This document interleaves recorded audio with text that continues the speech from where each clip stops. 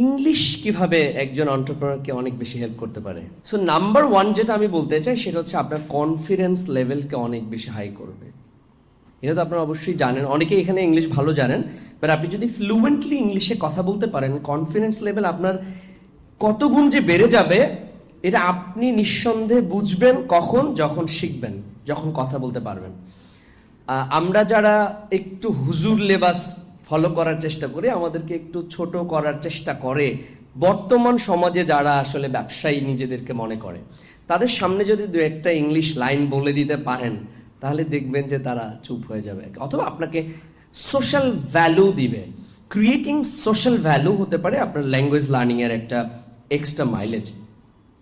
আর একটা জিনিস হচ্ছে গ্লোবাল রিসোর্স, গ্লোবাল যে লার্নিং রিসোর্সগুলো আপনার দরকার, যে ভিডিওগুলো আপনি দেখবেন, ইন্টারন্যাশনাল পডকাস্টগুলো আপনি শুনবেন, যে বইগুলো আপনি পড়বেন, যে সকল ইন্টারন্যাশনাল মেন্টরশিপ নেবেন, সেটার জন্য কিন্তু আপনার English is a must language.